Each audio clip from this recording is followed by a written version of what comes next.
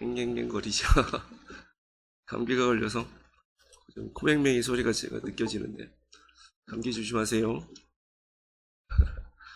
어린 시절에 요즘 애들은 이렇게 물어보면 너 장래 희망이 뭐냐 이러면은 연예인 되겠다 뭐 이렇게 얘기를 하고, 어떤 친구들은 뭐 잘 몰라요 이런 친구들도 많이 있다고 하는데, 제가 어렸을 때 제 기억에 너 가서 뭐가 될래? 그러면 대통령 하겠다는 친구들도 좀 있었고, 군인 하겠다는 친구들도 있었고, 선생님, 뭐 의사, 뭐 이런 걸 하겠다고 다 이렇게 꿈을 얘기하는 친구들이 많았던 것으로 기억납니다.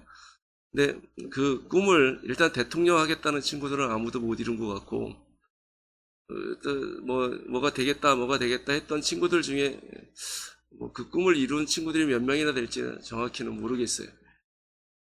아마도 이 젊은이들이 꿈을 쫓아가다가도 이 현실이라는 한계에 부딪혀서 그 꿈을 이제 포기하고, 그렇게 살다 보면 나이가 지긋하게 들어서 내가 젊었을 때 뭘 꿈꿨지? 막 이렇게 생각되는 그런 사람들도 많이 있습니다. 그래서 우리가 죽을 때 보면 내가 뭘 위해서 살았는지, 젊었을 때 뭘 좋아했었는지, 이런 거에 대해서 못한 것이 후회가 되기도 하고, 해볼 걸 이렇게 생각하는 사람들도 많이 있습니다. 근데 가끔 보면 이게 나이가 들어서 젊었을 때 그 꿈을 다시 기억하고 그 꿈을 향해서 다시 달려가는 사람들이 종종 있습니다.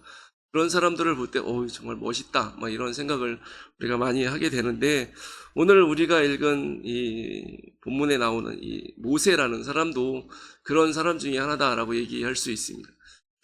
이 모세가 시편 90편을 썼는데 90편 10절에 우리의 연수가 70이요 강건하면 80이라도 그 연수의 자랑은 수고와 슬픔뿐이요 신속히 가니 우리가 날아갑니다, 이렇게 고백을 했었습니다. 그러니까 모세가 정말 80살 될 때까지 그냥 수고와 슬픔의 인생을 살았다라고 얘기할 수 있습니다. 젊었을 땐 나름 꿈도 있었고 비전도 있었는데, 그런 꿈이 현실이라는 벽에 부딪히면서 다 잊어버리고 정말 수고와 슬픔의 인생을 살았는데, 80세가 된 그때에 하나님을 만나고 하나님으로부터 비전을 받고, 이 사람이 새롭게 꿈과 비전의 사람으로 우리가 다루고 있는 이 노후 청년의 삶을 살아가는 것을 우리가 보게 됩니다. 모세가 젊었을 때 어떻게 살았는지 대부분 잘 아시겠지만, 다시 한번 좀 말씀을 드린다면, 젊은 시절에 이 모세는 이스라엘의 지도자를 꿈꿨던 것 같아요. 히브리서 11장의 말씀을 보면, 믿음으로 모세는 장성하여 바로의 공주의 아들이라 칭함을 받기를 거절하고 도리어 하나님의 백성과 함께 고난받기를 잠시 죄악의 낙을 누리는 것보다 더 좋아했다, 기뻐했다, 이렇게 말씀해 주고 있습니다. 이 말씀이 정확히 어느 때를 의미하는지 우리가 좀 생각해 볼 필요성이 있을지 모르겠지만, 어쨌든 모세는 이 애굽의 보화보다, 애굽에서 누리는 향락보다 이스라엘 백성들과 함께 고난받는 것을 더 좋아했던 그런 꿈의 사람이었던 것을 우리가 알 수 있죠. 그런데 그 때문에 모세가 애굽 사람도 죽인 적이 있고, 그것을 위해서 이스라엘 사람들끼리 서로 싸울 때 화해시키려고 다가가서 이렇게 말을 건넸다가 결국은 이 사람들에게 거부를 당하고, 자기가 애굽 사람을 죽인 것도 발각이 돼서 이집트의 왕자의 신분을 다 빼앗기고 도망자 신세가 돼서 미디안이라는 곳에 도망가서 그곳에 제사장 이드로라는 사람의 양을, 자기 양도 아니고 장인의 양을 치면서 40년 동안 그렇게 살았습니다. 그 이드로의 딸인 십보라라는 여자와 결혼을 해서 40년 동안 살았는데, 그렇게 40년 동안 슬픔과 나그네 인생길을 그렇게 수고하는 삶을 살았던 이 모세가 80세가 되는 날 하나님을 만나게 됩니다. 80세가 되는 그날 딱 만났는지는 정확히 모르지만, 모세가 바로 앞에 섰을 때 80세라고 얘기를 하는 것을 보면 이 하나님을 만났을 때도 그 비슷한 어간으로 우리가 볼 수 있는 것이죠. 그래서 하나님께서 불꽃 이제 떨기나무 불꽃 가운데서 모세에게 너는 애굽으로 가서 내 백성 이스라엘 백성들을 이끌어내라 라는 명령을 받는데, 모세의 반응이 그다지 긍정적이지 않습니다. 하나님을 만나서 명령을 들었음에도 불구하고 5차례에 걸쳐서 직간접적으로 나는 안 가겠습니다라고 거부를 하는데, 첫 번째는 뭐라고 거부하냐면 내가 누구이기에 바로에게 가며 이스라엘 자손을 애굽에서 인도해 내겠습니까? 이렇게 하나님께 반문을 하죠. 이 말은 자기는 자격이 안 된다는 것입니다. 나는 능력도 없고 이 나이에 무슨, 내가 80인데 애굽 가다가 죽겠다. 그렇죠? 내가 무슨 이제 이 나이에 애국까지 가서 이스라엘 백성들을 구해낸단 말입니까? 나는 안 됩니다. 이렇게 거부를 하고, 그 다음에 하나님께 반문하는 것이, 하나님, 내가 이스라엘 백성에 혹시 간다고 쳐도 그 사람들이 너를 누가 보냈냐라고 물어볼 텐데 내가 무엇라고 대답해야 될지 모르겠습니다. 이렇게 말하거든요. 이 말은 나는 하나님을 모르겠습니다 라는 의미의 말이죠. 하나님이 나타나서 나에게 말씀하셨다 그러는데 나는 당신의 이름도 모르고 당신이 누군지도 모르는데 내가 어떻게 애굽으로 가서 이스라엘 백성을 이끌어낼 수 있단 말입니까? 저는 못하겠습니다 라고 자기의 영적인 무지에 대해서 이렇게 고백을 합니다. 그리고 세 번째로 또 내가 혹시 가서 이스라엘 백성들에게 하나님이 나를 보냈다라고 얘기한다고 할지라도 이스라엘 백성들이 내 말을 안 믿을 겁니다. 저 사람들은 나를 믿지 않는 사람들입니다 라고 얘기를 합니다.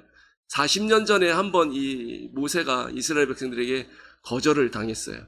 내가 애굽 사람도 죽이고 이스라엘 사람들을 도와주면 이 사람들이 나를 따를 거야 라고 생각을 했었던 적이 있는 것 같은데, 그 사람들이 말하기를 누가 너를 우리를 다스리는 자와 재판관으로 삼았느냐라고 얘기하면서 거절해버렸기 때문에 이것이 이 모세에게는 엄청난 상처로 이렇게 다가왔던 것 같습니다. 그래서 40년이 지나서도 저 사람들, 이 이스라엘 백성들 때문에 내가 이집트의 애굽의 왕자였는데 완전히 쫓겨나서 40년 동안 목동 생활하고 양치고 있는 이런 사람이 되어버렸기 때문에 저 사람들은 나를 믿지 않는 사람들이야 라고 아주 마음의 문을 닫아버린 것이죠. 그래서 저 사람들은 내 말을 절대로 안 듣습니다. 아무리 하나님이 보냈다고 해도 믿지 않을 겁니다 라고 그렇게 거부하는 것이죠. 그리고 또한 이 모세는 나는 본래 말을 잘 못합니다. 내 입은 뻣뻣하고 이 혀는 둔한 사람입니다 라고 얘기를 하면서 이제 하나님께 나는 애굽에 못 갑니다 라고 얘기를 하죠. 이 모세가 이 한 말은 뭐 그렇게 얼토당토하는 말은 아닌 것 같아요. 실제로 말 주변이 없는 사람일 수도 있는데, 그런데 이 사람이 지금 애굽을 떠난 지 40년이 지났거든요. 40년이 지나서 애굽의 말을 많이 잊어버렸을 수도 있죠. 미디안의 말과 애굽의 말은 언어가 다른 거기 때문에. 그래서 내가 40년 만에 뭐 애굽에 가서 말은 어느 정도 알아듣는다고 할지라도 내가 말을 잘 못해서 바로를 설득시켜야지 이스라엘 백성들을 보낼 텐데 그럴 재주가 없습니다. 그러니까 나는 못 갑니다 라고 이제 대답을 하는 것이죠. 그리고 마지막으로 오늘 우리가 읽은 말씀에서 모세가 하나님께서 그럼에도 불구하고 가라고 얘기하시는데 그냥 아주 대놓고 얘기합니다. 하나님, 나는 못 가니까 그냥 보낼 만한 사람을 보내십시오. 말 잘하고 하나님을 좀 알고 능력 있는 그런 사람을 보내십시오 라고 이제 거절을 하는 것이죠. 그런데 이 하나님께서 이 5번이나 되는 이 거절을 하는 이 모세를 향해서 그때마다 친절하게 다 말씀해 주시면서 모세에게 애굽으로 가야 된다라고 얘기를 하십니다. 내가 누군데 나같이 많은 노인이 애굽으로 가겠습니까? 나는 능력이 없습니다 라고 얘기할 때 내가 함께 하겠다. 내가 하는 것이 아니라 내가 함께해서 내가 할 수 있게 해주겠다. 그래서 이스라엘 백성들을 반드시 나오게 해서 이스라엘 백성들이 나를 섬기도록 내가 해주겠다라고 약속을 해주시면서 가라라고 얘기를 하시죠. 하나님이 누굽니까? 라고 묻는, 이름이 뭡니까? 라고 얘기할 때 나는 스스로 있는 자다. 이 스스로 있는 자다라는 말을 축약시키면 여호와가 되는 것이요. 우리가 자주 사용하는 그 이름을 알려주시면서 나는 너희 조상의 하나님 여호와 곧 아브라함의 하나님, 이삭의 하나님, 야곱의 하나님이다 라고 말씀해 주십니다. 이 여호와 그리고 아브라함의 하나님, 이삭의 하나님, 그다음 야곱의 하나님이라는 말, 이 표현 속에는 나는 너희에게 언약을 해주시고 약속을 지키는 언약의 하나님이다 라는 의미가 담겨져 있습니다. 그러니까 너희가 나를 너에게 온전히 보여줄 테니 가라 라고 얘기를 하는 것이죠. 저 사람들이 내 말을 안 믿을 건데요. 저 사람들은 예전에도 나를 안 믿었고 지금도 내가 가서 얘기해도 안 믿을 겁니다 라고 얘기할 때 하나님께서 그러면 내가 너에게 하나님이 보냈다는 네가 하나님의 일꾼이라는 사실을 알 수 있는 표적의 징표를 주겠다라고 말씀하시면서 가라고 얘기를 하십니다. 내 지팡이를 던지면 뱀이 될 것이고 내 손을 내 품속에 넣었다 빼면 나병이 들 것인데 다시 넣었다 빼면 똑같아질 거다. 나병이 떠날 거다라고 말씀을 해주십니다. 첫 번째를 하도 사람들이 믿을 텐데 혹시 안 믿으면 두 번째를 보여주면 반드시 믿을 거다. 그런데도 만약에 혹시 안 믿으면 나일강에 가서 물을 조금 떠다가 사람들 앞에 쏟아라. 그러면 그게 그 물이 피가 될 거다. 그래서 이 세 번의 기적을 표징을 보여주면 다 믿을 거다라고 말씀하시면서 애굽으로 가라라고 말씀하십니다. 그럼에도 불구하고 나는 말을 못해요. 나는 언변이 없습니다. 라고 얘기할 때 하나님께서는 내가 내 입과 함께 있어서 할 말을 가르쳐 줄 테니까 걱정하지 말고 가라 라고 얘기하십니다. 하나님께서 말할 수 있게 해주겠다고 걱정하지 말고 가라 라고 얘기해도 모세는 자신이 없어서 안 됩니다. 그냥 보낼 만한 사람 보내십시오 라고 얘기할 때 그러면 내 형 아론이 있지 않냐. 그 사람은 말도 잘하고 내가 그 사람에게 이 말을 주면 그 말을 이스라엘 백성에게 또 바로 앞에서 잘 대신 얘기해 줄 테니까 걱정하지 말고 가라라고 하나님께서 모세를 보내십니다.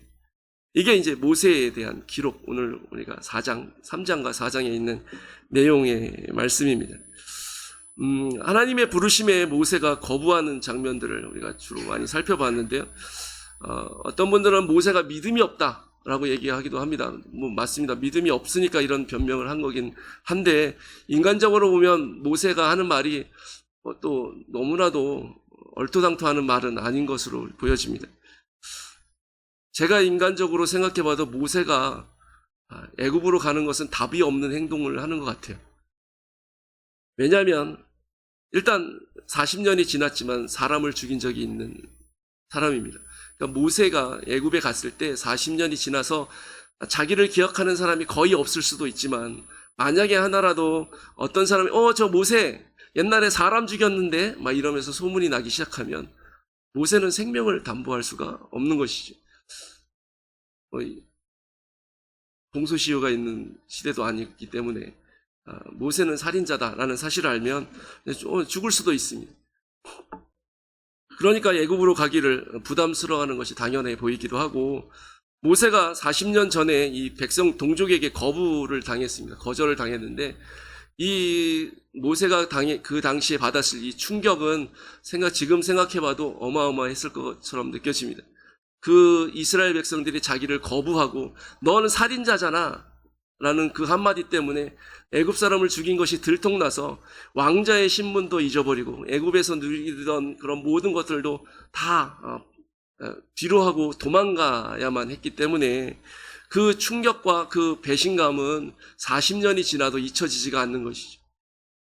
양을 치면서 수시로 생각하지 않았을까 생각됩니다. 그 애굽 궁에서 먹던 음식과 그 궁에서 누리던 그 좋은 것들, 그런 것들을 생각할 때마다 열불이 나서 우리나라 사람들만 걸린다는 화병에 걸려서 안 죽은 게 다행이죠.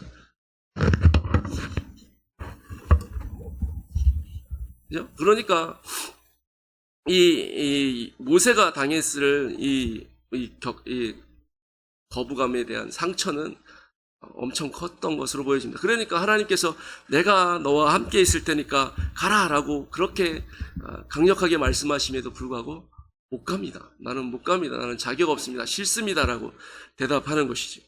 또한 모세의 변명 중에 나는 말이 둔합니다. 나는 말을 잘 못합니다. 라고 얘기하는 이것도 그럴 수 있습니다. 보통 제가 인터넷을 검색해 보니까 사람이 고국을 떠나서 5년이 지나면 말투가 외국인 말투처럼 느껴진다고 합니다. 그리고 10년이 지나면 말은 알아듣는데 이 말을 하려고 하면 내 의사를 잘 표현하려고 그러면 막 스트레스가 막 반들 정도로 말이 어눌해진대요. 그런데 모세는 40년이 지났습니다. 그러니까 이 애굽의 말을 얼마나 사용했는지는 잘 모르겠지만 애굽의 말을 거의 사용 안 하면서 이 미디안에서만 40년을 살았기 때문에 애굽의 말을 이렇게 능숙하게 표현하는 것이 상당히 어려웠을 것입니다. 그러므로 이 모세가 하는 말이 그렇게 황당한 말은 아닌 것이죠.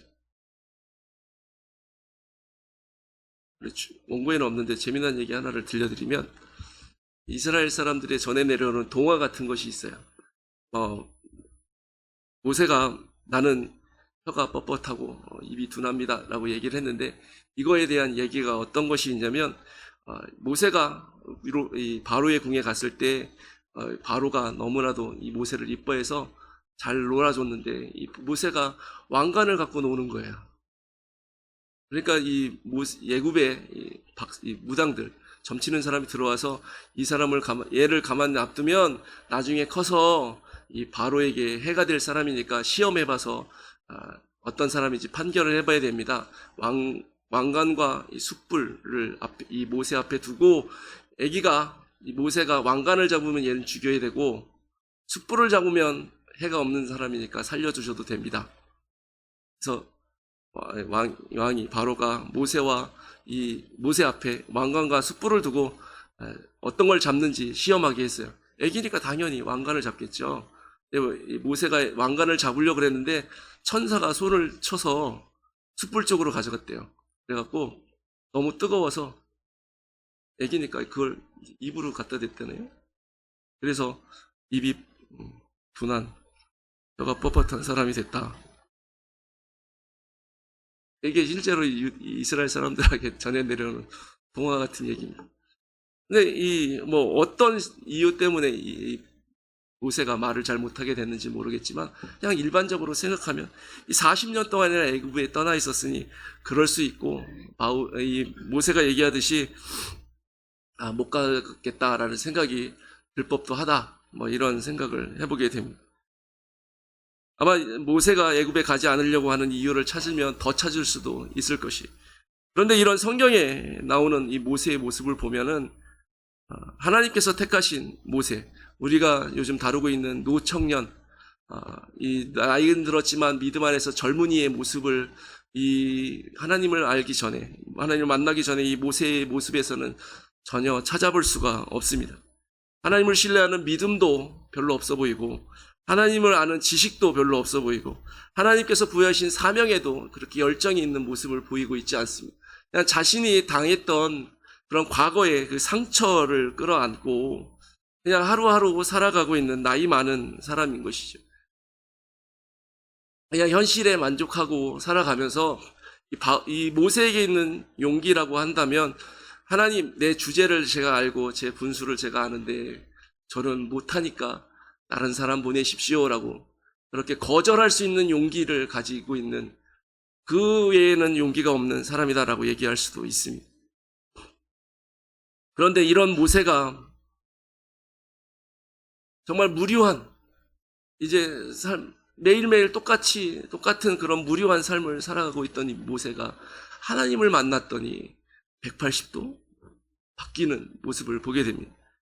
얼마나 무료한 삶을 살았는지 저기 멀리서 불 붙고 있는 그 불꽃을 보고 너무나 신기해서 보러 가는 그런 사람이에요. 물론 불이 안 꺼지니까 신기하니까 보러 갔겠죠. 근데 저 같았으면 안 갔어요. 귀찮아서 안 갔고 무서워서 안 가고. 거기를 왜 갑니까? 갔다가 무슨 문변을 당할 줄 알고. 그만 그런 생각하나요? 한 번도 그런 생각 안 해보셨죠? 저는 생각해보니까 그럴 것 같아요. 무서울 것 같아요. 제가 좀 겁이 많아서 그렇긴 한데. 근데 모세는 너무나도 매일매일이 똑같았어요. 그냥 양치고. 그냥 80세가 될 때까지 그렇게 그냥 매일매일 똑같은 삶을 살다 보니까 무료한 삶을 살아가는, 그래서 이제 나는 잘 죽으면 끝이다 라고 생각하는 그런 사람이었는데, 그 사람이 하나님을 만났더니 하나님께서 그 인생에 대한 고민에 대해서 답을 주시고 모세를 향해서 하나님의 일꾼으로 세우시고 애굽으로 보내시는 것을 보게 되는 것입니다. 믿음의 청년으로 80세에 바뀌는 모습을 보여주는 것이죠. 하나님께서 모세를 위로하십니다.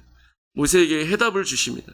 애굽에 갔다가 내가 죽으면 어떡하지? 라고 근심 걱정하는 모세에게 하나님이 약속해 주시고 말씀해 주시기를 너의 생명을 찾던 사람이 다 죽었다. 그러니까 내가 애굽에 가도 죽지 않는다. 걱정하지 말아라. 라고 위로하시고 말씀해 주십니다. 이스라엘 사람들에 대한 거부감, 그 상처가 여전히 남아있는 모세에게 걱정하지 마라. 그 사람들이 너를 믿을 거야. 그 믿을 거라는 사실을 못 믿는 것 같으니까 내가 너에게 표징을 줄게. 3가지나 줄게. 이 지팡이를 던지면 뱀이 될 것이고 내 손을 내 품에 넣으면 문둥병이 드는 그런 역사도 표징도 줄 것이고 나일강을 떠다가 땅에 뿌리면 피가 되는 역사도 일어날 거야. 그러면 이스라엘 사람들이 너희가 내가 보낸 사람이라는 것을 믿게 될 거야 라고 말씀해 주시는 것이죠. 재미있는 것은 모세가 이스라엘 백성들에게 갔을 때 이 3가지 표징 중에 하나도 안 했어요. 그냥 말했더니 이 사람들이 다 믿었어요. 하나님이 말씀하신 대로 믿었어요.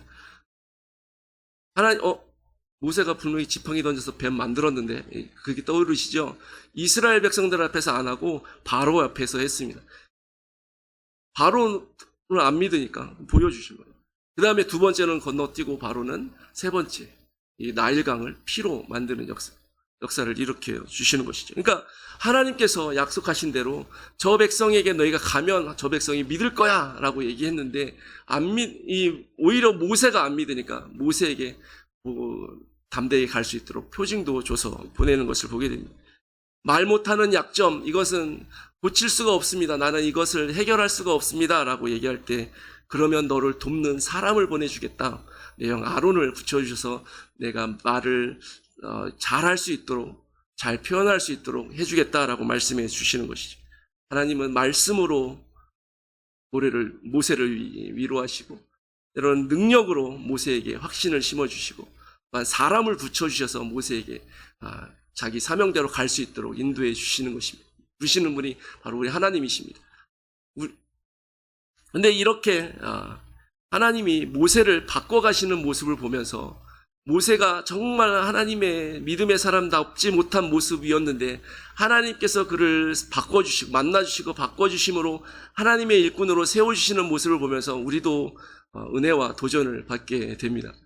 모세의 이전 모습이 우리와 너무나도 비슷하잖아요. 나약함도 비슷하고 이 모난 모습도 비슷하고 제가 여러분들의 상처들을 다 알진 못하지만 모르긴 몰라도 상처들 하나씩은 다 갖고 계실 것 같은데 그런 상처를 해결하지 못한 상처와 그 마음의 짐을 가지고 있는 것도 비슷한데 하나님을 만나면 바뀔 수 있어요. 왜냐하면 하나님께서 우리에게 말씀으로 능력으로 또 사람들을 통해서 그 모든 인생의 고민들을 해결해 주시고 하나님의 일꾼으로 하나님의 일을 잘 할 수 있도록 우리를 만들어 주시기 때문에 그렇습니다. 하나님의 일꾼이 되는 것은 우리가 결단한다고 되는 게 아니죠. 하나님께서 만들어 주셔야만 될 수 있습니다. 하나님이 우리를 만나 주시고 만남 속에서 하나님의 말씀을 깨닫고 하나님의 능력을 보여주시고 하나님이 사람들을 통해서 우리를 치유해 주실 때 우리를 보완해 주실 때 우리가 그렇게 하나님의 일꾼으로 세움 받을 수 있습니다.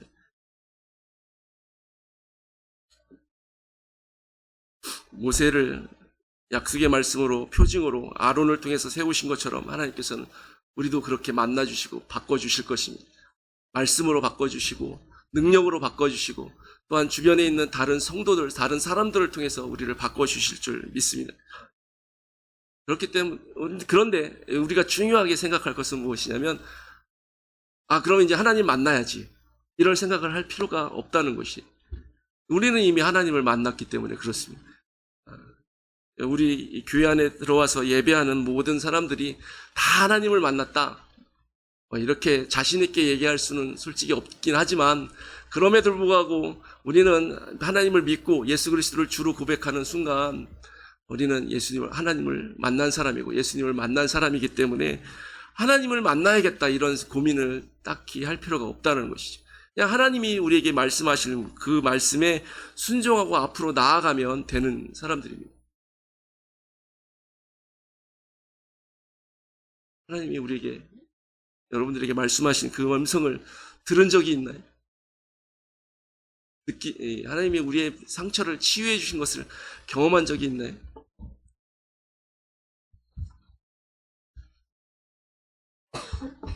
많은 분들이 있을 줄 믿습니다.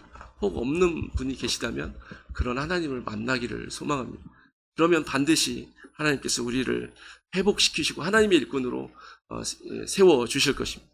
그러면 이제 우리는 20절 말씀처럼 모세처럼 애굽으로 가며 하나님의 지팡이를 가지고 갈 수 있는 자격과 조건을 갖춘 사람이 되는 것입니다.